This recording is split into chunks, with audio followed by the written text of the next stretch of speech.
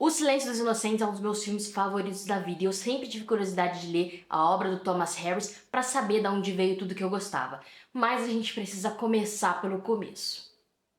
Olá pessoal, sejam muito bem-vindos ao meu canal. Eu sou o Charlie e se você for novo por aqui, considere se inscrever para fazer parte dessa comunidade de amigos. Deixe seu like se você gostar desse vídeo, se você for velho de casa, se você for novo. O like ajuda demais a fazer com que esse vídeo chegue até mais pessoas. Se você quiser, pode até compartilhar porque me dá uma força do caramba. E vamos direto pro vídeo porque a gente quer saber do livro e não dessas baboseiras. O primeiro livro que traz pra gente o personagem Hannibal é O Dragão Vermelho, foi publicado aqui no Brasil pela editora Arqueiro, com tradução do José Sans. Muito bonito isso aqui, né? O livro é do Thomas Harris e foi publicado nos anos 70, se eu não estou muito enganado, 78 talvez? Começo dos anos 80? A minha pesquisa falhou minha cabeça agora e eu estou com preguiça de colar. Mas, né, é esse livro que primeiro traz o personagem Hannibal Lecter, o canibal. Eu falei pra vocês de O Silêncio dos Inocentes, mas no primeiro livro a gente não tem a querida Clarice, a gente tem o Will Graham, que se você for um fã de Hannibal, você conhece da série, né, Hannibal, do Bryan Fuller, que foi ele que era o showrunner da série. Então, o Will Graham é a pessoa que capturou o Hannibal. Mas o livro especificamente não é sobre Hannibal. Hannibal faz uma pequena participação muito pontual aqui em alguns momentinhos da história, mas o foco é o Will Graham e o caso que faz ele sair da aposentadoria. Após o encontro dele com o Lecter, o que aconteceu para levar o Lecter a ser preso e ser revelado, né, descobrir que ele era o assassino, o Will se aposenta, vai morar lá na Flórida, se eu não me engano, vai sair dessa vida de policial, porque chega, né, muita loucura. Mas ele precisa sair da aposentadoria, porque duas famílias foram, né, perderam a vida e eles precisam descobrir quem que tá fazendo isso, porque claramente, né, quando já tem um padrão, a mesma coisa que aconteceu com uma aconteceu com a outra, pelo menos as marcas que o criminoso deixa são muito parecidas, então eles fazem essa ligação de que se trata de um serial killer. E aí o agente Crawford vai atrás do Will para ele sair da aposentadoria e ajudar a investigar essa pessoa, investigar, descobrir, porque eles já perceberam ali que o criminoso ataca sempre nas noites de lua cheia. Então eles têm até a próxima lua cheia para capturar o cara e impedir, né, de que mais uma família esteja esse triste final. E por que que ele escolhe o Will? Porque o Will tem uma empatia gigantesca.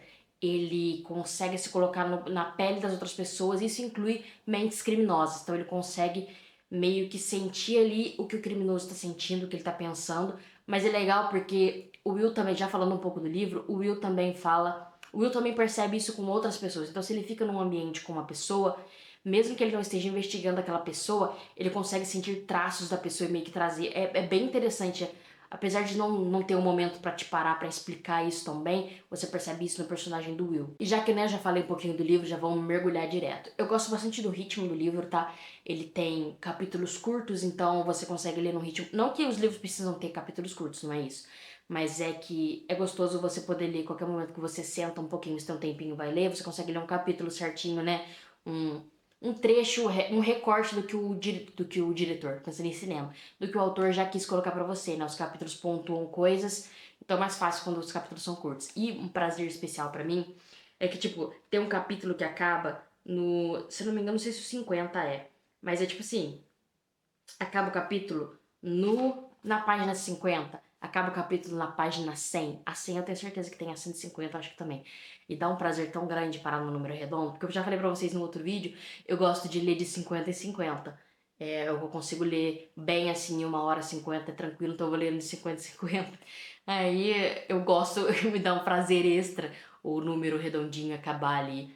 Ai, gente, é coisa de gente perturbada, mas é o que eu penso. Então, né, como eu disse, tem um ritmo bem legal de ler. É um livro que realmente não cansa, sabe? Às vezes você queria que a história andasse até um pouco mais rápido e tudo bem, mas o ritmo da coisa é bem gostoso de ler. É um livro que flui bem, ele vai gostoso. Já que eu já falei do Will, vamos voltar pra ele. O Will é um personagem muito interessante, não só pra essa parte empática, mas porque não só pela maneira com que ele se relaciona com outros personagens, mas dele mesmo, sabe? Ele é um personagem interessante na maneira com que ele é meio quebrado, sabe? Essa empatia toda dele causa muito mal pra ele, porque você conhecer uma mente criminosa não é uma coisa boa, né? E aqui ele meio que guarda um pouco pra ele de tudo que ele vê, pelo que eu entendi do Will, né? Mas o Will é um personagem muito interessante de você ir acompanhando, e boa parte da história é mais ele do que o próprio crime, sabe? Uma buzina, alguém tá fazendo uma entrega.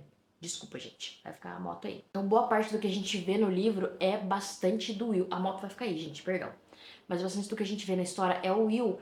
Então a gente meio que se apega a ele mais, porque além dele ser o protagonista que conduz a história, o que a gente sabe do crime pelo lado da polícia é pelo Will. Então a gente se coloca ali no caso como investigador no papel do Will. E ele ser uma pessoa empática faz com que a gente seja muito empático também. A gente meio que vira o Will ali na história. O criminoso destaque aqui no livro que eu não falei, né, na sinopse, porque, né, eu sou ruim de sinopse. Mas é o Fada do Dente barra Dragão Vermelho. Que ele deixa uma mordida, né, na vítima principal. E aí a polícia começa a se referir a ele como Fada do Dente. E aí a mídia acaba pegando isso também, mas ele gosta de ser chamado de Dragão Vermelho, né? Que vocês podem ver o dragão da pintura do William Blake. E ele é um vilão bem interessante porque o livro varia do Graham, do Will Graham, com o cara. E tipo, ele é um personagem bem redondo, sabe?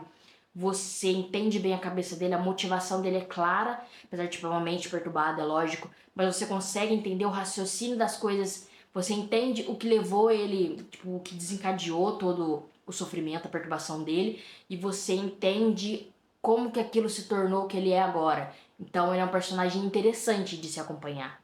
E eu digo acompanhar porque a boa parte do livro acompanha o Will e o resto que acompanha ele, tipo assim, a investigação mesmo, o que você sabe do crime, você sabe mais pelo próprio Dragão Vermelho.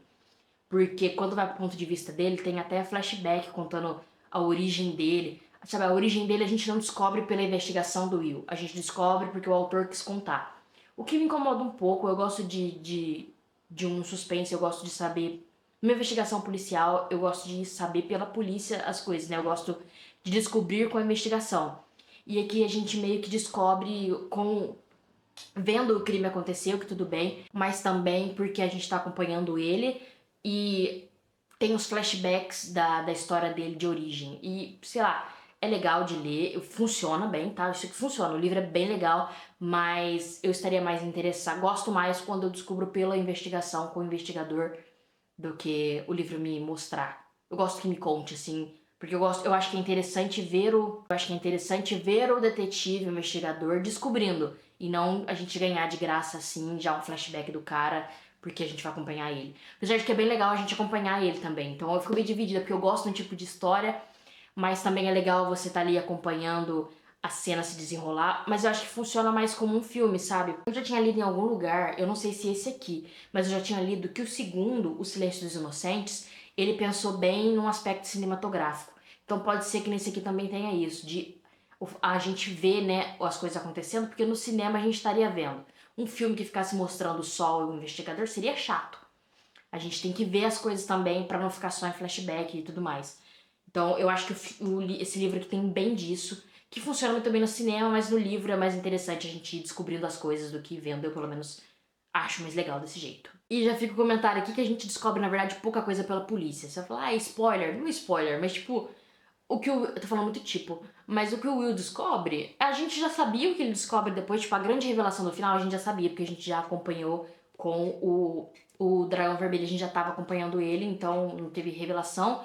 E as poucas coisas que o Will vai descobrindo no começo, quando mostra mais o Will investigando, não descobre muita coisa realmente. A gente vai descobrir o que tem que descobrir quando vai mostrar o Dragão Vermelho e não pela investigação. Eu já falei disso, mas assim, só pra deixar claro que a polícia aqui, o FBI é inútil. Foda-se o FBI. FBI, se você estiver ouvindo isso, é só sobre o livro, tá bom? É sobre ficção.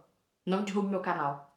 Não venha me prender. Eu sou uma cidadã brasileira. Mas é claro que o que interessa realmente, o que sai de ouro daqui é o Hannibal Lecter. Como eu disse, ele tem uma participação menor nesse livro aqui. O Will vai visitar ele na cadeia. Ele meio que faz uma mentoria aqui, mas bem menor do que acontece com a Clarice, se você já assistiu o filme de Silêncio dos Inocentes. É bem menor a influência, mas também como ele afeta muito o Will, a pouca participação dele já afeta. E o que você vê dele, você fica, quero mais. Lógico que eu já conheço o Hannibal de depois disso, né? Pelos filmes, porque eu não li os livros, e pela série. Mas o Hannibal que você conhece aqui, eu entendo porque as pessoas se apaixonaram por esse livro, tipo, ficaram tão interessados. Por pessoas falam de falar tipo, você não tem palavras, você não tem vocabulário. Mas eu entendo por que as pessoas se apaixonaram pelo que elas veem aqui do Hannibal, o canibal, que fala pra rimar, né? O Hannibal, o Cannibal. Mas eu entendo bem por que as pessoas se interessaram tanto e ele teve que fazer uma outra história pra falar mais do Hannibal. E é legal que aqui no começo tem um prefácio que é um trecho de uma entrevista que teve com ele em 2000, eu acho. Janeiro de 2000. Que ele fala que a história não começa com o Hannibal, mas logo o Hannibal foi criando vida e foi ficando maior. E ele foi crescendo dentro da mente do autor, dentro da mente do Thomas Harris, pra se tornar esse personagem. E depois que ele terminou isso aqui, ele precisava falar mais do Hannibal, porque o Hannibal tava muito grande dentro dele. O Hannibal precisava passar pro papel, sabe? Umas coisas assim. É bem legal esse comecinho aqui, esse prefácio que tem. E isso já traz pra falar um pouco do filme, das adaptações do cinema. A participação do Hannibal é muito influente no que veio no cinema. A primeira adaptação... o Dragão Vermelho tem duas adaptações. Tem uma de, eu sempre esqueço o ano, uma de 86, que é do Michael Mann, que eu assisti faz uns 2 anos e eu achei foda demais. Muito bom mesmo. Mas o Hannibal nesse filme tem a mesma participação do livro, é pouca. E aí, depois do sucesso que fez O Silêncio dos Inocentes, eles precisavam, né, trazer o Hannibal de volta. E aí fizeram a versão de 2002 do filme, aí chama realmente o Dragão Vermelho. E tem o Edward Norton, né, como Will, e a volta do Anthony Hopkins como Hannibal. Como eu disse, a versão do Man não tem esse destaque todo no Lecter, porque segue muito bem o livro, sabe? Então a atmosfera toda do livro, as questões do Will, isso tá no filme do Man. Se você quer a mesma atmosfera do livro num filme, a versão do Michael Mann. E é muito bom, esse filme é muito bom, cara. O Michael Mann é um dos melhores diretores que tem por aí. Não tem maior que o cara. Tem maior que ele, sim, porque tem que eu prefiro, né? Mas o cara é gigantesco. Esse filme é incrível. Chama Caçador de Assassinos, Caçador de... Não lembro como é que foi em português, mas é Manhunter em inglês. Assistam esse filmaço. É um filmaço. Mas acho que a gente tem mais na memória o filme de 2002, até porque o Anthony Hopkins é o que vem na mente de muita gente pensando em Hannibal Lecter. E eles tiveram que fazer como o Silêncio dos Inocentes fez tanto sucesso que eles precisavam de mais Hannibal com o, o Anthony Hopkins, como eu falei, eles precisavam fazer uma outra versão. E aí no filme de 2002, acaba tendo muito mais o Hannibal na história do que ele tá no livro e no filme, no primeiro filme. Porque você não joga o Anthony Hopkins de escanteio, né? Você bota ele, você conquista o mundo inteiro, as pessoas do mundo ficarem apaixonadas por um canibal maluco. E aí no próximo filme você tem que botar ele de destaque também. Então eles trazem o Anthony Hopkins de volta. E eu gosto do filme, tá? Eu acho ele bem inferior a Silêncio dos Inocentes, não é o mesmo diretor, eu não lembro quem que dirigiu. Mas não é o Jonathan Demme, é uma outra pessoa que dirigiu. E é um filme legal, só que não é um filmaço igual a Silêncio dos Inocentes e não é um filmaço igual ao Manhunter.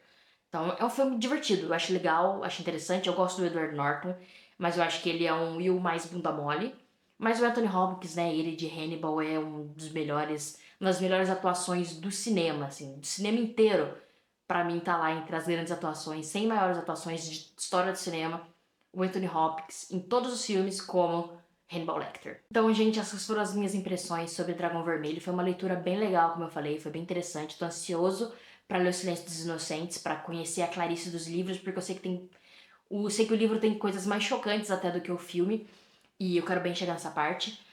Mas eu gostei bastante disso aqui, até porque, vou falar pra vocês na sinceridade, eu tive uma fase na minha adolescência que eu fiquei obcecado com William Blake também. Então eu meio que entendo o querido. Não entendo ele, né, fazer o que ele faz com as pessoas, mas eu entendo ficar obcecado pelo William Blake. Seja pelas pinturas ou pelos poemas. Eu penso até em fazer um TCC sobre o William Blake, em homenagem ao Charlie adolescente. É realmente... A obra dele me deixa muito tocado, assim, muito abalado também. Mas não tem nada a ver. O livro é bem legal mesmo. Eu recomendo assistir os dois filmes também, porque eu gosto dos dois filmes. Mas o livro é interessante. Tem algumas coisas assim que... Tem umas coisas meio machistas aqui, com certeza. Vou falar pra vocês uma coisa bem sexistas aqui. Mas não foi nada que atrapalhou minha experiência, tipo, odiar o livro. Eu entendo a época que ele foi escrito e os personagens que ele tava mostrando ali. Então, mas assim, É um livro do, sei lá, dos anos 70, dos anos 80. Não é um livro de agora, né, galera? A gente tem que entender de onde vêm as coisas. Mas é um livro interessante, eu dei 4 estrelas pra quem se interessa por estrelas. Não favoritei, mas gostei bastante. E se você já leu a trilogia Hannibal, ou então só o Dragão Vermelho, ou só leu O Silêncio dos Inocentes, deixa aqui nos comentários o que você acha, se você gosta das adaptações, se você acha que faz jus à obra. Eu acho que a obra no caso do Dragão Vermelho, o filme Manhunter do Michael Mann faz jus à obra. É tão bom quanto o livro, talvez em alguns momentos até melhor, porque é muito bom mesmo. Mas o livro é legal. E depois que eu ler O Silêncio dos Inocentes, eu volto pra falar com vocês. Então deixa aqui nos comentários se vocês já fizeram essa aventura também de ver as adaptações e a obra original relacionados a Hannibal Lecter. Não se esqueça de deixar o seu like, por favor, porque me ajuda pra caramba. E é isso, galera. Até a próxima leitura. Beijos!